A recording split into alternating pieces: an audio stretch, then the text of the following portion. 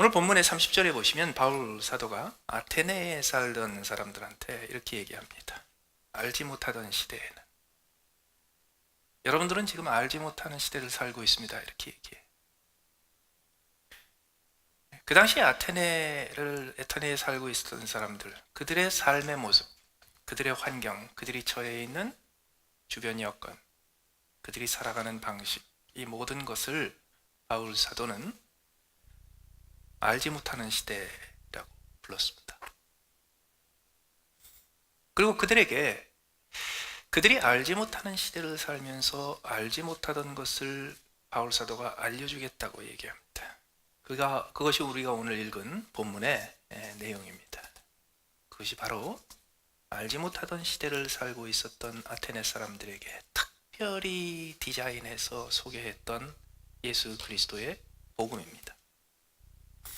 그래서 기본적으로 바울 사도는 아테네 사람들한테 이렇게 얘기하는 거예요. 여러분들은 알지 못하는 시대에 살고 있지만 나는 아는 시대에 살고 있습니다. 여러분들은 확신하지 못하는 시대에 살고 있지만 나는 확신하는 시대에 살고 있습니다. 알지 못하는 시대가 끝나면 아는 시대가 오는 게 아니에요. 바울이 살고 있는 알지 못하는 시대가 임했는데도 아테네에 살고 있었던 수많은 사람들은 아직도 알지 못하던 시대에 살고 있었습니다. 좀 우리가 살고 있는 이 세대가, 우리가 살고 있는 이 시대가 꼭 바울이 말하는 알지 못하던 시대 같이 보입니다. 그러면 그 알지 못하는 시대에 우리도 곁들여서 같이 따라가며 알지 못하며 사는 것이 아니라 우리는 이미 벌어지고 있는 아는 시대에 살 수 있는 길이 있겠느냐는 겁니다. 바울 사도가 왜 아테네 사람들을 보고 그들이 알지 못하던 시대에 살고 있다고 요약을 했을까요? 오늘 본문에 바울 사도의 눈에 띈 몇 가지 아테네 사람들의 두드러진 특징이 있었습니다. 아테네는 어떤 도시인가? 아테네는 그 당시 가장 강력한 평화를 누리며 거기에 따라서 가장 경제적인 부흥을 누리고 가장 윤택하고 강력한 삶을 유지하고 있었던 로마 제국의 그 모든 것의 근원이 되었던 로마의 문화를 만들어낸 원조입니다.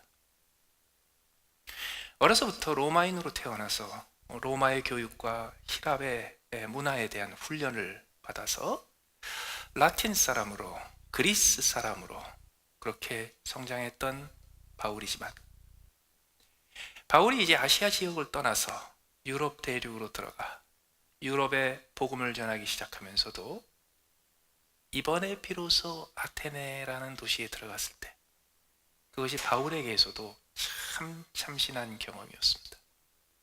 내가 그동안 교육받았던 그리스 문화, 내가 그동안 훈련받았던 그리스의 모든 영광과 아름다움을 드디어 내가 그 진보를 보는구나.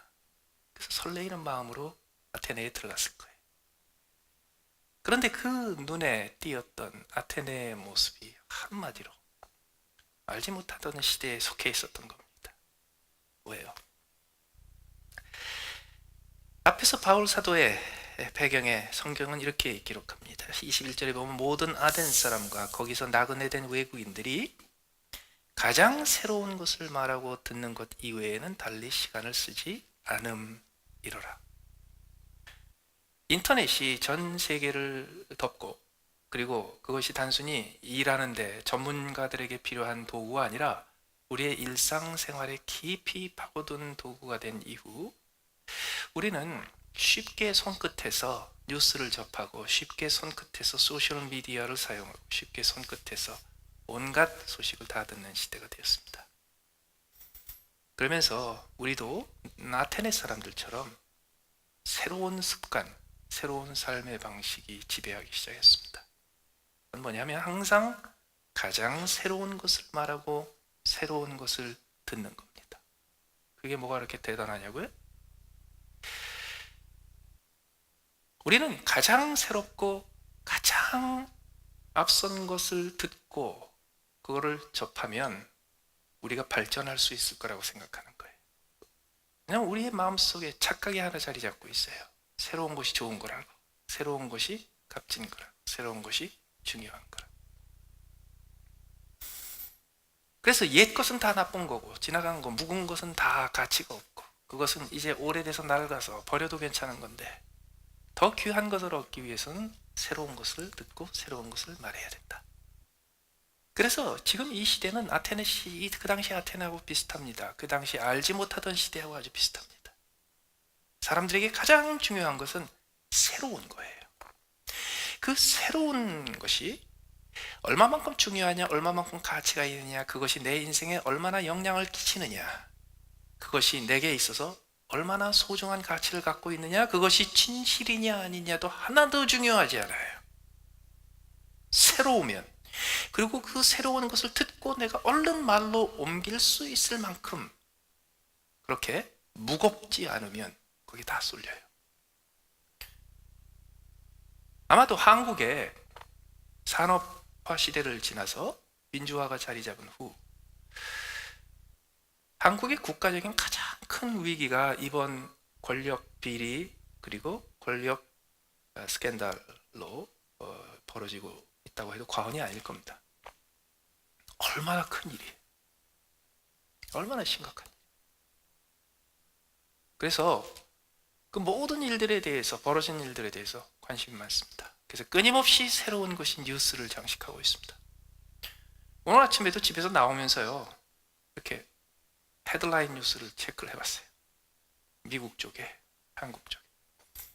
그런데 한국 뉴스를 탁 전화기로 이렇게 확인을 해보니까 한국의 뉴스 미디어에 헤드라인으로 큼직하게, 커다랗게 큼직하게 탁 뜬 게 있어요. 이번에 권력 비리와 또 권력 추문에 관련된 주요 인물 중에 한 분이 검찰의 수사를 받으러 들어가는 길에 기자들이 미리 대기하고 있다가 그분이 들어가는 길목에서 질문을 했습니다. 그 질문이 편한 질문은 아니겠죠. 난처한 질문이겠죠. 그런데 그때 그분한테 질문을 했던 어떤 기자에게 이분이 레이저 불꽃과 같은 눈으로 째려봤다가 헤드라인이에요. 그게 헤드라인이에요. 그게. 거기에 후속 기사가 여러 개가 붙었어요. 네티즌들의 반응 뭐 이런 거. 정치하는 사람들이 평론을, 국민을 두려워한다면 과연 그렇게 째려봤을까? 뭐 이런 얘기. 제가 그거 보고요, 와, 아테네구나. 새로운 것을 말하고 새로운 것을 듣는 것에 정신이 팔려 있었어요. 하여튼 새로운 거는 다 떠요. 그런데 그게 한국의 위기를 해결하는 것에 무슨 상관이 있습니까? 한국의 대통령의 지위와 무슨 상관이 있습니까? 지금 까딱하면 국가 체계가 무너지고 국가의 외교와 국방과 모든 산업에 엄청난 충격이 가해지는 이 시기에 그 사람이 검찰 들어가면서 기자 째려봤다는 게 뭐가 그렇게 중요합니까? 그게 왜 헤드라인이 돼야 합니까? 그 언론사에서도 보이지 않는 비선 실세가 있어서 그거 헤드라인으로 옮긴 거 아닌가 싶어요. 그분이 째려본 사람이 실세인 것 같아. 왜 이런 게 헤드라인이 되냐 말이에요. 왜 그런지 아세요? 하나도 중요하지 않아요. 그게 진실이냐 아니냐 그것도 중요하지 않아요. 그 사람이 눈이 나빠가지고 그 기자가 누군지 알아보려고 이렇게 눈을 가늘게 뜨고 쳐다본 건지, 근데 째려본 건지, 실제로 그 사람의 눈에서 안광이 레이저처럼 나온 건지, 아니면 너무너무 긴장해가지고 눈이 좀 촉촉해졌는지 아무도 몰라요. 그런 것도 하나도 중요하지 않아요. 그냥 새로운 것을 말하고 듣는 것이 분주할 뿐이에요. 지금 세상이 꼭 그렇습니다. 새로운 것을 말하고 듣는 것 이외에는 달리 시간을 쓰지 않아요. 그런데 그 새로운 것이 중요한지 가치가 있는지 하나도 관심이 없고 오직 새롭다는 것 때문에 중요해서 떠들다가 보면 어떤 일이 벌어지는가? 우상이 늘어납니다. 우상이 늘어납니다. 그들이 진정으로 원하는 것을 절대로 얻지 못합니다. 그들이 추구하는 것을 절대로 성취하지 못합니다. 결국은 그들이 바쁘게 새로운 것을 추구하고 새로운 것을 말하는 사이에 자기들에게 다가오는 그런 재앙을 느끼지 못합니다. 22절에서 바울은 아레오바고 가운데 서서 아덴 사람들에게 이렇게 얘기합니다. 아덴 사람들이요, 아테네 사람들이요, 여러분들은 범사에 종교심이 많습니다. 이 시대가 알지 못하던 시대를 닮아가는 이유 중에 하나가 종교심이 많아요. 지금 이 시대가 기독교가 점점 줄어들어가고 있지만 동시에 폭발적으로 종교적인 관심이 늘어나는 시대입니다. 인류 역사에서 항상 경제적으로 극에 달하건 아니면 정치적으로 극에 달하건 기술적으로 극에 달하건 아니면 거꾸로 전쟁이 나서 완전히 폐허가 되건 하여튼 어디선가 한계가 생기고 그리고 사회가 이렇게 그게 딱 다르면 예외 없이 사람들은 종교적인 관심이 늘어나게 돼 있었습니다. 21세기 과학 문명이 지배하는 시대입니다. 10년 전에 없었던 것을 우리는 당연하다는 듯이 쓰고 있습니다. 10년 전에 상상도 못했던 것이 우리 손끝에서 돌아가고 있습니다. 어떻게 이런 게 가능할까? 감탄이 저절로 나오는 과학 문명의 혜택을 누리면서 살고 있습니다. 여기서 더 발전하는 게 가능할까라는 질문이 나올 정도로 과학 문명의 발전이 빼어납니다. 이럴 때 항상 그랬듯이 종교심이 넘쳐나요. 그 당시에 로마 제국에 강력한 평화의 체제가 자리 잡았습니다. 그걸 기반으로 해서 어마어마한 경제적인 부흥이 일어났습니다. 그들의 부가, 그들이 누리는 윤택함이, 그들이 누리는 화려함이 극에 달했습니다. 그때 그 모든 것을 문화적으로 이끌어갔던 총본산 아테네 사람들은요, 그 어떤 지역보다 종교심이 강했어요. 종교심이 강한 게 뭘까요? 종교심이 강한 이유가 뭘까요? 무엇을 추구하기 때문일까요? 다 이거예요. 나의 인간으로서의 나의 현재의 처지보다 더 뛰어난 상태에 도달할 수 있겠는가? 지금보다 더 훌륭한 상태에 도달할 수 있겠는가? 여태까지 경제적으로, 정치적으로, 기술, 과학적으로 여태까지 해봤지만 아니야, 이거보다 더 뛰어난, 상상할 수 없는 단계가 있을 거야. 그러면서 더 뛰어난 초월한 상태, 초월한 행복, 초월한 기쁨, 초월한 삶, 그리고 더 뛰어난 희열을 맛보고자 하는 때 종교심에 관심이 가요. 그런데 이들이 뛰어난 범사에 뛰어난 종교심을 가지고 열심을 내는데 그 종교심을 만족하기 위해서 했던 방식이 뭐예요? 가장 새로운 것을 말하고 듣는 것 이외에는 달리 시간을 쓰지 않는 거예요. 요새 기독교는 떠났지만 종교심이 가득한 사람들이 많습니다. 이런 사람들이 기독교는 옛 거니까, 불교도 옛 거고 이슬람교도 옛 건데요, 기독교는 자기가 오랫동안 곁에 있었으니까 옛 거라고 생각해요. 그래가지고 자기가 듣지 못했던 새로운 것을 말하고 듣는데 시간을 다 써요. 그러다 보니까 갑자기 이슬람이 새로워졌고 불교가 새로워졌고 힌두교가 새로워졌어요.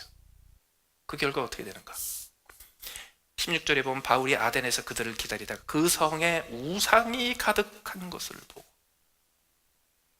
그 당시 로마의 주요 도시들을 가면은요, 그 모든 도시들은 우상의 지배를 받고 있었습니다.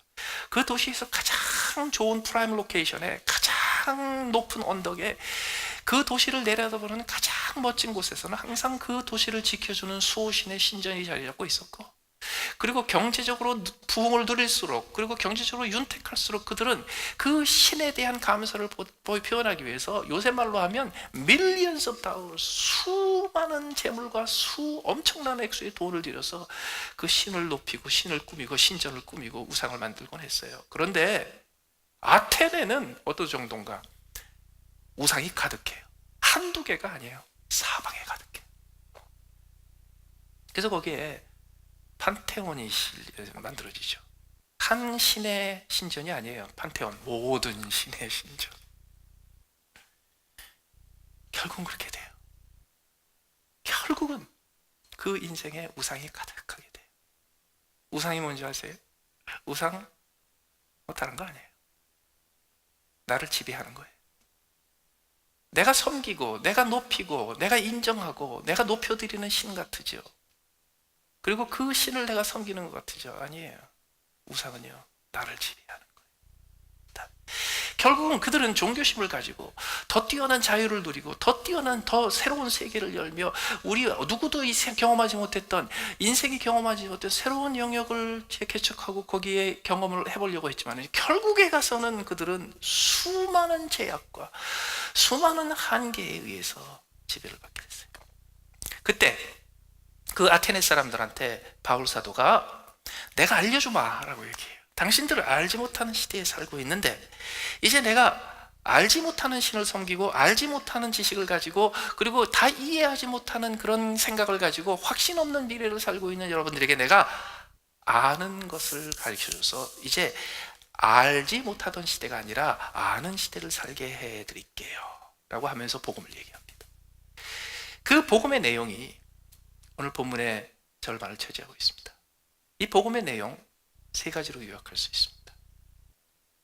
그 당시에 바울 사도가 그 전에 있었던 도시들, 전에 들렸던 도시들은요, 그래도 유태인 문화가 조금 남아 있었어요. 유태인들의 영향이 있었어요. 그래서 그런 환경에서 제시했던 복음하고 철저하게 아테나화되어서 철저하게 아테나 문명 속에 살면서 알지 못했던 시대를 살고 있었던 사람들한테 주는 복음이 좀 틀려요. 그래서 오늘 본문에 담겨있는 이 복음도요, 10년 전, 20년 전만 해도 미국 사회나 국제사회에서 그렇게 썩 필요로 하는 복음은 아니었지만 오늘날 와서 더 필요한 복음의 표현이 됐을 거예요. 더 나아가서 우리는 기독교인이기 때문에 우리는 세상 사람들이 알지 못하던 시대에 살고 있으면 우리는 아는 시대에 살고 있는가? 이것도 조금 문제가 있습니다. 가끔 가다가 저는 깜짝깜짝 놀랄 때가 있습니다. 우리 교회에서는 말고 우리 교회 밖에서. 이게 뭐냐면요, 교회 생활을 10년, 20년, 30년을 했어요. 열심히 했어요. 교회에 충성되게 봉사해요. 집회를 빠지지 않아요. 메시지를 소홀히 듣지 않아요. 기도회를 빠지지 않아요. 열심을 다해서 범사에 넘치는 종교심을 가지고 신앙생활을 열심히 해요. 그런데 가만히 보니까 없어도 될 건 다 있는데 있어야 될 것 하나가 없어요. 그게 뭐냐고요? 내가 어떻게 구원받느냐 하는 겁니다. 내가 어떻게 하나님의 자녀가 되느냐 하는 겁니다.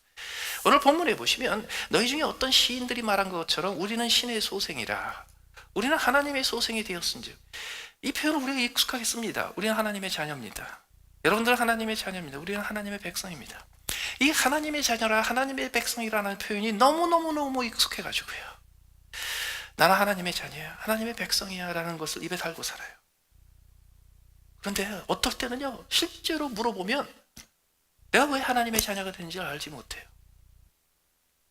다들 하나님의 자녀라고 그러니까 나도 그런지 알아요. 그래서 나도 하나님의 자녀. 여기 익숙해졌을 뿐 내가 왜 하나님의 자녀인지, 내가 하나님의 자녀 아니었던 적이 있었는지, 내가 하나님의 자녀가 아니었다면, 내가 하나님의 자녀가 아니었다가 내가 하나님의 자녀가 되었던 계기와 이유와 근거가 무엇인지, 과연 내가 남들 다 하는 대로 내가 나는 하나님의 자녀라고 말하고 있는다면 내가 그냥 하나님의 자녀가 돼서 그냥 끌려가는 건지, 아니면 내가 하나님의 자녀가 되기 위해서 필요한 어떤 조건이 있는지, 계기가 있어야 되는지, 내가 해야 될 일이 있는지, 어떤 사건이 있어야 되는지, 내가 왜 하나님의 자녀인지에 대해서 답이 없이 살아요.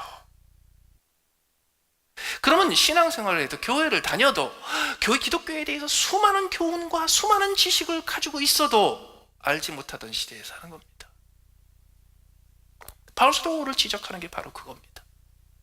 알지 못하던 시대에 사는 사람들의 문제가 뭔지 아세요? 알아야 될 가장 중요한 거 하나, 매일 수십 가지의 새로운 것을 듣고 매일 수십 가지의 새로운 것을 남보다 먼저 듣는데요, 그런데도 불구하고 가장 중요한 한 가지, 모르면 안 되는 한 가지를 모르고 살아요. 그게 뭔지 아세요? 내가 어떻게 하나님의 자녀가 되는 거예요? 내가 어떻게 구원받는가 하는 겁니다. 그런 지식들 다 쌓여봤자 하나도 소용없다는 거예요. 오래전에 워싱턴에 있는 프레스센터 건물에서 미국에 파견된 특파원, 각 언론사의 특파원들 한 12명하고 꽤 오랫동안 성경 공부를 한 적이 있었습니다. 일주일에 한 번씩. 한 번은 그분들이 뭐 이렇게 국장님도 있고 뭐 지국장님도 있고 뭐 많아요. 근데 다 언론계에 다 아주 뼈가 굵으신 분들이세요. 근데 그분들하고 이렇게 얘기를 하다가 제가 이런 말씀을 드렸어요. 여러분들은 참 좋겠습니다. 나는 여러분들이 좀 부럽습니다.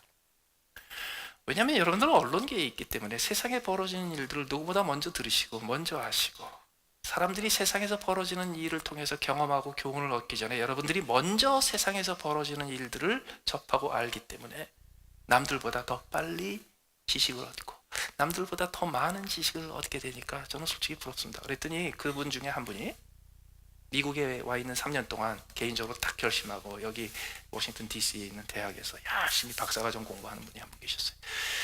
그분이 저한테 이러시더라고요. 목사님, 저희들은 목사님이 생각하는 것처럼 그렇게 지식과 지혜가 든든한 사람이 아닙니다. 왜요? 우리가 매일 접하는 지식은 하루살이 지식입니다. 지금 들으면 그것이 너무너무 귀하고 너무너무 중요한 것 같지만 하루만 지나면 아무짝에도 쓸모없는 지식. 그래서 우리는 매일매일 수많은 하루살이 지식을 먹고 있는데 하루만 지나면 그 지식은 다 없어집니다. 그래서 겉보기에는 우리가 굉장히 많은 지식을 쌓고 있는 것 같지만 사실은 우리는 아무 지식도 쌓인 것이 없습니다. 바로 그 차이예요. 우리가 신앙생활하면서도요, 기독교도요, 하나님이 만드시고 하나님이 계시한 하나님의 진리이고 하나님의 종교이기 때문에 한 가지만 있지 않습니다. 우리의 인생에 필요한 모든 답을 다 담고 있습니다. 그렇기 때문에 가장 중요한 근본이 되는 하나의 진리뿐만 아니라 그것을 옆에서 보좌하고 서포트하고 그 관련되는 수많은 진리와 지혜들이 가득 담겨 있습니다. 그런데 성경에서 또 신앙생활하면서 늘 새로운 것만 말하고 듣는 것 이외에는 달리 시간을 쓰지 않는, 알지 못하던 시대에서 배운 습관을 신앙에서도 계속 하다가 보면요, 기독교에서도 새로운 가르침, 새로운 것만 늘 말하고 듣는 사이에 가장 소중한 것을 얻지 못하고 그냥 세월을 보내는 경우. 가장 중요한 게 뭐예요? 내가 왜 하나님의 자녀냐 하는 겁니다. 내가 왜 구원받느냐 하는 겁니다. 오늘 본문에서 바울 사도는 그것을 아테네라는 특별한 문화 속에 이해할 수 있도록 세 가지의 강조점을 가지고 얘기합니다. 첫 번째는 하나님에 대한 겁니다. 바울 사도는 24절부터 29절에 이르기까지 다른 도시에 가서는 이렇게 한 적이 없어요. 다른 도시. 얼마 전에 여기서 목회하는 미국인 목사님, 친구 목사님을 만났는데 이분이 지난 1년 동안에 자기의 삶에서 인생에서 벌어졌던 아주 중요한 사건을 좀 나누는 자리에서 이분이 이런 얘기를 하시는 거예요. 20년 넘게 목회를 했는데 이번에 처음으로 너무너무 흥분된 경험을 했대요. 그래서 뭐냐고 그랬더니 자기 교회에 어떤 새로운 아시아에서 이민 온 교인이 하나 있었는데 몇 달 동안 교회를 다니다가 자기한테 와서 묻더래요. 뭘 묻냐 하면 하나님이 누구시냐고, 예수님이 누구시냐.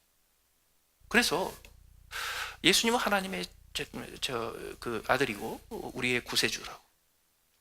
그랬더니 이분이 하는 얘기가 그거 말고 나사렛 예수라는 그 인물이 도대체 어떤 분이냐고 그러더래요. 그때 정신이 번쩍 들었대. 그래가지고 그분의 목회자로서의 삶에 처음으로 이분을 앉혀놓고 처음부터 하나님이 누군지, 하나님이 왜 존재하는지, 하나님이 어디 계시는지, 그리고 그 2000년 전에 이 땅에서 사셨던 나사렛 예수라는 그 인물이 어떤 분인지, 그리고 그 분이 왜 하나님의 아들이고 왜 하나님의 성자이신 것을 처음부터 설명해요. 저기 목회하면서요 처음 해봤대요. 근데 그전에는 뭐 했는지 아세요? 다 미국에서 어렸을 때 그래도 교회를 다니고 교회는 안 다녀도 미국에서 넘쳐나는 기독교의 메시지를 늘 익숙하게 들었던 사람들한테만 설교를 하고 복음을 전했기 때문에요 그렇게 밑바닥부터 설명할 필요가 없었어요. 처음으로. 그래서 제가 그랬죠, 우리 한국에서는 인구의 3분의 4, 4분의 3이 아직도 교회 근처도 안 가보고 그 집안 대대로 한 번도 신에 대해서 생각을 해본 적이 없는 사람들이기 때문에 우리는 전도할 때 항상 신은 누구냐가 아니고 신은 무엇이냐부터 시작해야 된다. 그러니 자기 처음 해봤대. 아테네 사람들에게 필요한 메시지를 오늘 준 거예요. 여기 세 가지. 첫 번째, 신에 대한 겁니다. 그래서 신에 대한 게 굉장히 길어요. 신에 대한 것을 한마디로 요약을 해드릴게요. 바울 사도는 이렇게 얘기하는 겁니다. 신은 이 땅에 없다. 신은 물질에 존재하지 않는다. 신은 하나님이 창조하시고 하나님이 주관하시고 하나님이 주재하시는 이 세계에 속하지 않는다. 그분은 초월해 계신다. 그분은 모든 것 위에 초월해 계신다. 그래서 하나님이 지으시고 창조하신 이 세상에서 신도 찾지 말고 신적인 존재도 찾지 말고 신적인 영향력도 찾지 마라. 너희가 그렇게 이 세상에서 너보다 뛰어나고 너에게 도움을 줄 수 있고 너보다 superior한 그런 파워를 찾는 바람에 너희 주변에 우상만 가득했는데 그 우상들은 하나도 힘이 없다. 그 얘기를 하는 거예요. 왜 이런 신적인 개념이 중요한지 아세요? 이유가 있어요. 우리는 이 세상에서 하나님이 창조하신 피조물 중에서 유일하게 하나님의 형상을 따라 지음받은 존재입니다. 따라서 이 세상의 그 어떤 것도 우리 위에 주재할 수 없습니다. 이 세상의 그 어떤 존재도 인간을 주관하고 주재하고 인간을 통제할 수 없습니다. 우리를 주관하시고 우리를 지배하시고 우리의 주인이 될 수 있는 존재는 하나님 한 분밖에 안 계십니다. 그런데 우리 스스로 말이죠, 우리 주변에서 손쉽게 하나님적인 신적인 존재들을 찾다가 못 찾으면 만들어내. 그래서 우상을 만들어내요. 미국에 30몇 년 살면서 말이죠, 요새처럼 사방 가면은요 어디 가든지 붙여 보이는 시절이 없었던 것 같아요. 미국 사람들이요 이제 종교적으로 갈증이 생겨가지고 이리저리 찾다가 말이죠, 기독교는 다 낡은 것 같고, 그래가지고 이제 찾다가요 눈에 탁 들어오는 게 뭐냐면요, 이렇게 폼 잡고 느긋하게 여유 있는 미소를 띠고 앉아있는 부처님이셔. 그래가지고 그게 뭔지도 모르고요 집에다가 실내 장식으로 갖다 놓고 식당에다가 다 장식해 놓고 그런 우상도 있죠. 그런데 그 우상의 근본이 뭔지 아세요? 그것이 하나님을 대체하기 시작하면 그것이 내 인생을 주관하기 시작합니다. 처음에는 내가 만들어 놓고 내가 사용하는 것 같으죠. 아니에요. 그게 나를 주관하기 시작해요. 나를 매기 시작해요. 어느 날 재물이, 물질이 나에게 우상이 됩니다. 그 얘기는 뭔지 아세요? 내가 물질을 내 맘대로 쓸 것 같았죠. 내 종이 물질을 내 종으로 삼은 것 같으죠. 그래서 물질이라는 우상한테 조금만 잘 보이면 나에게 잘해주는 것처럼, 나에게 길들인 개처럼 나를 섬길 것 같으죠. 아니에요. 금방 그 물질은 나를 지배합니다.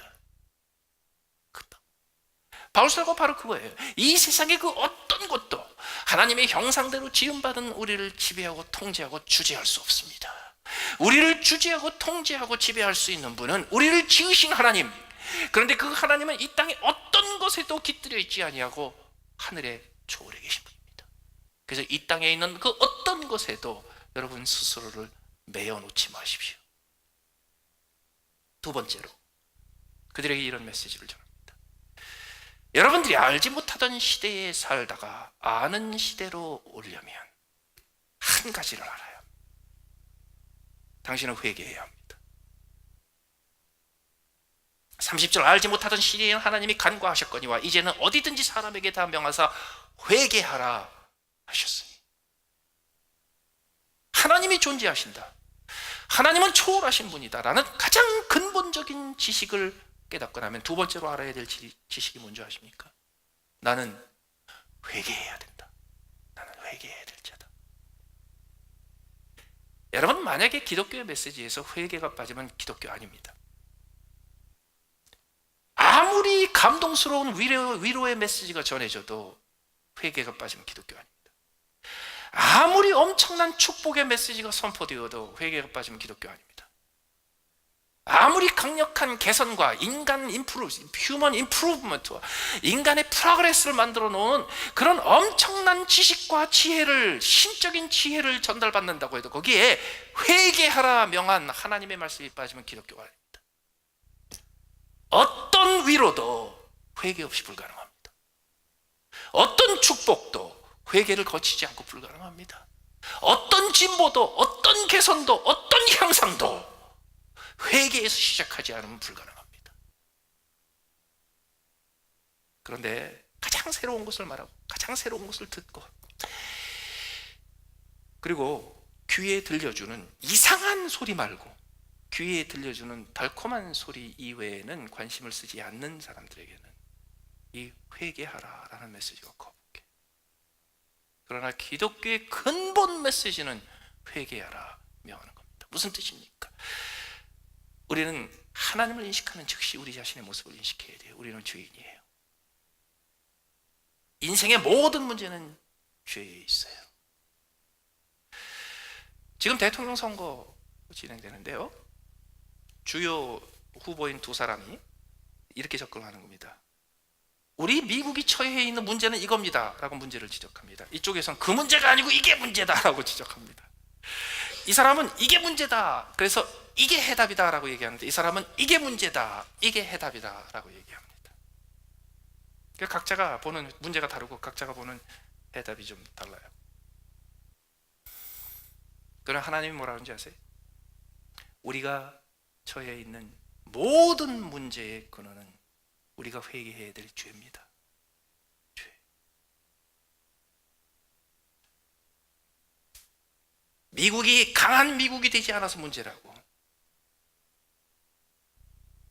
미국이 좀 더 따뜻하고 좀 더 복지 중심이 되지 않아서 문제라고. 여러 가지 문제가 다 있는데요, 다 골치 아파요. 다 골치 아파요. 말하기 좋아하는 사람이 말하는 것뿐이에요.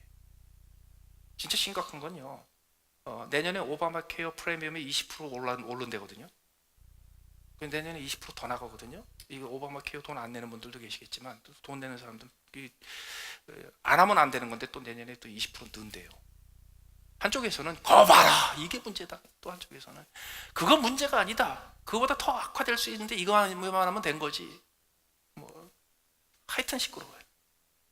그런데 심각한 건 뭐냐 하면, 하여튼 우리 주변에 많은 사람들이 내년에 돈을 더 써야 된다는 거예요. 근데 그 돈이 없다는 사실. 다시 말해서 뭘 어떻게 떠들든지 간에 내 인생에서 내가 겪고 있는 이 문제는 쌓여 있단 말이에요. 그렇다면 이 모든 문제의 근원이 무엇입니까? 하나님의 답은 이겁니다. 죄예요. 그리고 죄가 있음에도 불구하고 죄 자체의 문제가 아니라 그 죄를 회개하지 않은 게 문제예요. 그 죄가 있다는 것을 인정하고 그 죄를 뉘우치고 그 죄로부터 풀려나고 그 죄를 더 이상 짓지 아니하고 내가 지은 죄의 결과를 어떻게든지 수습할 수 있도록 죄에 대해서 회개하고 있지 않는 게 문제라는 거예요. 그게 문제예요. 그러면 회개했을 때 어떻게 해결이 됩니까?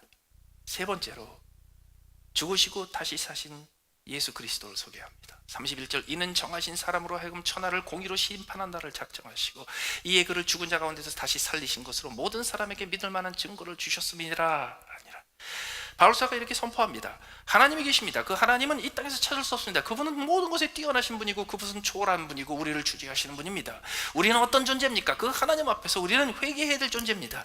우리는 우리의 죄를 인식하고 죄가 모든 인생의 문제인 것을 인식하고 죄로 인하여 나의 인생의 문제가 생길 뿐만 아니라 내 주변의 모든 인생의 문제가 생겼다는 것을 인정을 해야 합니다. 어떤 분들은요, 알지 못하던 시대에 사시는 분들은 그런 이야기를 들으면 되게 기분 나빠하시는 분들이 계세요. 회개하라고 그러면 내가 뭘 그렇게 잘못한 게 많아서 회개를 하라고 그러냐고.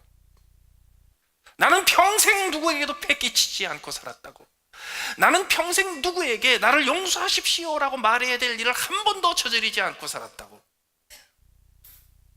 그러면 그 옆에 계시는 사모님한테 물어보고 싶어. 지양부 정말 그랬냐고. 왜 그렇게 자신만만한 줄 아세요? 알지 못해서 그래. 편리하게 알지 못하고 살아서 그래. 그런 말을 자신만만하게 하시는 분들일수록요, 인생에 남들보다 성공을 하신 분들이세요. 인생에 남들보다 조금이라도 성공하신 분들의 공통점이 뭔지 아세요? 자기 힘으로 한 거 아니에요. 요새 뭐 금수저 흑수저 뭐 그런 극단적인 얘기까지 제가 갈 건 없고요. 인생에 조금이라도 성공을 했다면요, 대부분의 사람들이 내 능력으로 했다 생각하죠. 아니에요. 그 한 사람의 성공을 위해서 누군가가 희생했어요. 누군가가 양보했어요. 누군가가 기회를 줬어요. 그 기회는 어디서 생겼습니까? 그 기회를 얻지 못했던 사람들한테 생긴 거예요. 배 안 끼치고 살았다고요? 어느 날 나는 누구한테 용서를 구할 일을 만들지 않고 살았습니다. 그런 소리 하지 마십시오. 나는 누구에게도 패 끼친 적이 없습니다 라고 얘기하는 분들은요, 그 말을 하는 순간 씻을 수 없는 죄를 저지른 겁니다. 그게 명하서 회개하라 하신 거예요. 그렇다면 내가 회개해야 될 존재고, 내가 회개하지 않았던 그 죄들 때문에 내 인생뿐만 아니라 내 주변에 있는 모든 사람들에게 피해가 갔으며, 나 같은 사람이 이 세상에 수십억이 있기 때문에 이 세상에 이 모양 이 꼴이라는 것을 깨닫고 회개하면 어떻게 됩니까? 책임져야 되거든요. 회개하기 어려운 것 중에 하나가 책임을 못 지기 때문에 회개하지 못하는 거예요. 그래가지고 도저히 회개가 안 돼가지고 뉘우쳐도 회개가 안 돼가지고 결국은 끝에 가서요, 감당할 수 없으니까, 자기가 책임질 수 없으니까 자살하는 사람도 생겨요. 왜? 죄는 깨닫고 잘못했다는 건 뉘우치고, 이게 내가 회개해야 될 일이라는 걸 생각하는데 이게 내가 감당이 안 돼. 이거 어떻게 수습을 해? 수습할 길이 없으니까 막막해가지고 자살하게 돼요. 그렇다면 그렇게 막막한 끝까지 가는 회개해야 될 상황에서, 자살이라는 최악의 선택을 해야 될 만한 그런 상황에서 어떻게 건져내냐면, 그때 예수 그리스도가 나와요. 바울 사도는 이렇게 얘기합니다. 이는 정하신 사람으로 하여금, 이게 저 아테네 사람들이 들을 수 있도록요, 인자로 하여금 이런 복잡한 소리 안 하고 사람으로 하여금, 한 인물이 있습니다. 한 사람의 인물이 있었는데 하나님이 그 한 사람에게 인물에게 천하를 공의로 심판하도록 권한을 주셨고, 천하를 공의로 심판할 날을 정해주셨습니다. 천하를 공의로 심판한다는 말이 뭘까요? 공의로 심판하는 건 완벽하게 정의를 구현한다는 겁니다. 하나님이 나를 심판할 이 정하신 한 사람이 예수님이죠. 이 정하신 나사렛 예수라는 한 사람이 나를 심판할 날을 정하시고, 내가 그 심판대에 앞에 섰을 때 그분이 나를 공의로 심판하신다는 뜻은 뭐냐 하면, 하나도 안 봐준다는 겁니다. 완벽한 정의란 무엇인가? 하나도 안 봐주는 겁니다. 한국에서 벌어지는 권력의 비리에서 검찰이 공의로 심판을 하면 어떻게 돼요? 하나도 안 봐준다는 거예요. 정치적인 고려도 없고, 상황의 고려도 없고, 그 상대방의 건강의 고려도 없고, 그의 인생의 주변의 여건도 고려하지 않고, 하나도 고려하지 않으면 공의로 심판하는 겁니다. 그렇다면 그분이 나를 공의로 심판을 하시면, 다시 말해서 하나도 봐주시지 않으면 심판의 결과가 뭘까요? 형벌이죠. 그런데 거기까지 딱 들으면요, 이게 부담이 더 돼. 회개하는 것도 힘들어 죽겠는데 진짜 회개하면 진짜 공의로 심판해가지고 이거 내가 다 책임져야 되는 거 아닌가? 그럴 때 시비를 걸 수 있는 사람들이 있습니다. 당신이 얘기하는 그 나사렛 예수라는 사람이 공의로 심판할 권세를 권위를 가졌다는 것을 어떻게 입증합니까? 그럴까봐 바울 사도가 이어서 이렇게 합니다. 이에 그를 죽은 자 가운데서 다시 살리신 것으로 모든 사람에게 믿을 만한 증거를 주셨습니다. 그분이 죽으셨습니다. 그리고 그분이 스스로 말한 대로, 스스로 예언한 대로, 스스로 선언한 대로, 스스로 설명한 대로 그분은 하나님의 신비한 능력에 따라 사흘 만에 다시 부활하셨습니다. 이것이 증거입니다. 이거보다 더 뛰어난 증거가 어디 있습니까? 그분이 한 인간에 불과한 줄 알았는데 그분이 하나님의 신적인 권세를 부여하여 모든 사람들을 공의로 심판할 권세를 가졌다는 것을 이거보다 더 확실하게 뒷받침할 수 있는 증거가 어디 있습니까? 더 나아가서 하필이면 그 증거가 하나님께서 만만천천의 천사들을 보내서 온 세상에 중계되는 가운데서, 라이브로 중계되는 가운데서 그분이 하나님의 아들이요 심판주라는 것을 멋지게 공포하는 그런 임명식을 한 게 아니라, 그분이 천하를 공의로 심판할 자라는 것을 입증하기 위해서 그가 죽었다가 다시 살아나는 방법을 선택한 또 한 가지 이유가 있습니다. 그분이 어떻게 심판하실 건가를 보여주기 위해서입니다. 그분이 나를 공의로 심판하실 날을 잡아놓으시고, 나를 공의로 심판하시기 위해서 그 심판대 앞에 나를 세우셨을 때 그분이 나를 하나도 봐주지 않고, 조금도 봐주지 않고 나를 심판하시면 나는 멸망해야 돼. 그때 그분이 나를 형벌로 심판하지 아니하시고 나를 풀어주세요. 왜? 그분이 죽으시고 부활하신 이유가 나 때문이기 때문에. 그분이 왜 죽으셨어요? 내가 그 심판대 앞에서 감당해야 될 내 인생의 형벌을 대신 감당하신 거예요. 그분이 왜 부활하셨어요? 그게 역사 속의 한 사건으로 끝난 게 아니라 그것이 나에게 적용되는 것을 맥슈어 하시기 위해서, 나에게 적용되는 것을 확인하시기 위해서 그분이 다시 살아나셨어요. 그럼 어떻게 해야 합니까? 어떻게 해야 돼요? 간단해요. 아, 그렇구나. 그분이 나를 위해서 죽으시고 나를 위해서 부활하셨어. 내가 이제 회개하고 그분이 그렇게 나를 용서하신다는 것을 받아들이면 되는구나. 그게 회개의 결과예요. 그런데 이 회개가 안 되는 분들이 계세요. 그렇게 해서 그분이 나를 심판하시지만 그 심판대 앞에서 나를 결코 형벌하지 않으시고 벌하지 않으시고 나를 용서하시고 풀어주시겠구나 라는 것을 받아들이기 위해서 회개가 해야 되는데 그거를 못 하시는 분들이 계세요. 어떤 분들이 계세요? 첫째, 아직도 알지 못하던 시대에 사는 사람이에요. 왜? 내가 회개할 게 뭐 있어? 이런 사람이죠. 두 번째는요, 또 어떤 사람이냐면 그래도 나 짝이 있지 어떻게 아무것도 안 하고 그냥 그런가 보다 그러고 그걸 받아, 이런 사람이에요. 여러분, 하나님께서 우리를 구원하신 거는 우리가 바둥바둥 애를 쓰면서 하고 있는데 도저히 진도가 안 나가니까 하나님께서 나머지 채워주신 거 아니에요. 우리가 잘하려고 애를 쓰면 애를 쓸수록 하나님 보시기에 더 일만 저지르니까 너는 가만히 있는 게 도와주는 거야. 그리고 제발 좀 가만히 있어. 아무것도 하지 마.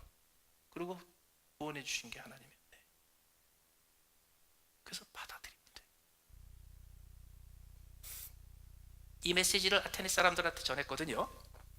그걸 듣고 그 사람들이 어떻게 했는지 아세요? 32절에 저희가 죽은 자의 부활을 듣고 혹은 기롱도 하고 조롱했어요. 무슨 말도 안 되는 소리, 이게 말이 돼? 지금도 세상에 수많은 사람들이 아는 시대를 살지 못하고 알지 못하는 시대를 사는 이유는 조롱하기 때문입니다. 기롱하기 때문입니다. 무슨 말도 안 되는 소리가 있어. 두 번째 부류의 사람들이 있습니다. 혹은 이 일에 대하여 내 말을 다시 듣겠다 하니. 왜 다시 들어? 왜 재방송을 또 해? 하여튼 다 얘기해 줬는데요, 이게 맞죠? 이게 맞죠? 이게 맞죠? 따라서 이렇게 되죠? 이게 맞죠? 근데 다 그러네요. 그러면 이제 다 이해가 되시죠? 다시 한번 들려주세요. 이런 사람이 있어요. 이게 뭐냐면 다 수긍은 가는데 다 이해는 가는데 내 마음에는 안 든다는 거예요, 그게. 그래서 또 얘기해 보세요. 잘 못 알아듣겠는데요? 또 얘기하세요. 근데 세 번째 부류의 사람들이 나옵니다. 이에 바울이 저희 가운데서 떠나매. 참 재밌는 거는요, 바울이 그걸 딱 보고 떠나요. 그 사람들을 안타깝게 여겨가지고 다시 말해달라는 사람한테 이 사람이 관심이 있나 보다, 내가 이 사람한테 10번쯤 복음을 얘기하면 변화가 있을지 모르겠다, 이런 생각 안 하고 떠나요. 왜냐하면 이 사람들은요 그냥 알지 못하는 시대에 살겠다고 작정한 사람들이에요. 그런데 그 중에 바울이 저희 가운데서 떠나매 몇 사람이 그를 권하여 믿으니, 그를 친하여 믿으니 그중 아레오바고 관원 디오누시오와 다마리라 하는 여자와 또 다른 사람들이 있었더라. 몇 사람이 믿어요. 몇 사람이 믿어요. 여러분, 알지 못하던 시대에 살다가 아는 시대로 옮겨 사는 것은 많지 않아요. 몇 사람. 그 몇 사람들이 여기 모여 있어요. 그래서 여러분, 알지 못하는 시대가 뭔지는 알아야 합니다. 그런데 그 시대에 살진 마십시오. 그 시대에 매이지 마십시오. 그 시대에 인생을 걸지 마십시오. 그 시대에 여러분이 가진 것과 여러분들이 추구하는 것을 거기서 찾지 마십시오. 알지 못하는 시대가 우리를 둘러싸고 있기 때문에 우리가 알긴 알아야 돼요. 아테네 사람들이 어떤 삶을 살았고 그들의 어떤 문화적인 배경이 있고 그들에게 설득력이 있는 메시지는 무엇이며 그들이 이해할 수 있는 그들의 문학적인, 그들의 철학적인 메시지가 무엇인지 누구보다 잘 알았던 사람이 바울입니다. 그러나 바울은 그들의 시대에 같이 들어가서 같이 살지 않았어요. 바울이 살던 시대는 다른 시대였어요. 이 세상에 알지 못하는 시대 속에 사는 사람들이 넘쳐납니다. 그 알지 못하는 사람들이 지금부터 사흘 동안 엄청나게 시끄러울 겁니다. 그거를 이렇게 보시고 저거는 알지 못하는 시대라고 생각하세요. 그리고 우리가 할 일 하세요. 화요일 가서 다 투표하세요. 그러나 그 알지 못하는 시대에 뛰어들어서 그 시대에 살지는 마세요. 왜? 여러분들이 사는 시대는 아는 시대입니다. 그 아는 시대는 어떤 시대인지 아세요? 내일이 보장되어 있는 시대입니다. 내일이 어떻게 보장되어 있냐고요? 오른쪽으로 가건 왼쪽으로 가건 동쪽으로 가건 남쪽으로 가건 어떻게 해서든지 가서 우리의 인생은 결국은 공의로 심판하시는 우리 주님의 심판대 앞에 끝날 겁니다. 그게 확실한 미래입니다. 그것을 확실하게 알고 있는 사람은 알지 못하는 시대에 사는 사람이 아니라 아는 시대에 사는 사람입니다. 그런데 그 심판대 앞에 설 때 그 심판대에서 어떤 결과가 나를 기다리고 있는지 우리는 알고 사는 사람들입니다. 그 심판대 앞에서 어떤 일이 벌어지냐고요. 우리 주님께서 이렇게 얘기하셔요. 모든 공의를 하나도 봐주지 않고 너에게 적용하면 너는 영원히 고통받는 지옥과 형벌과 영원한 영벌에 들어갈 수밖에 없는 거 맞아. 그런데 너는 그럴 필요가 없어. 내가 그 형벌을 갚았으니까. 그게 우리를 기다리고 있어요. 그거 하나는 확실해요. 따라서 우리는 알지 못하는 시대에 사는 게 아니라 아는 시대에 사는 소수의 사람들입니다. 왜? 우리의 미래를 우리는 알아요. 우리의 인생의 결국을 우리는 알아요. 우리가 도달할 결국을 알고 그곳에서 나를 위해서 무엇이 기다리고 있는지를 아는 사람들이에요. 따라서 이 온 세상에 알지 못하는 시대 속에서 헤매고 있을 때 불쌍히 여기시고요. 바울이 그리고 했던 것처럼 그 중에 몇몇 사람들, 하나님이 예비하신 사람들을 위해서 예수 그리스도의 십자가의 복음을 소개하고요. 그래서 여러분들은요, 아는 시대를 향하여 여러분들의 길을 가세요. 그 길은 불확실함이 없는 길이에요. 그 길은 미래가 보장된 길이에요. 그 길은 마무리가 확실하게 보장된 길이에요. 따라서 이제 알지 못하는 시대에서 헤매지 마시고 이제 복음으로 인하여 예수 그리스도의 십자가로 인하여 확실하게 보장된 아는 시대로 옮겼다. 이제는 알지 못하는 인생이 아니라 확실한 확신을 가지고 살 수 있는 인생을 누리시는 하나님의 자녀들 되시길 바랍니다. 같이 한번 기도하시겠습니다.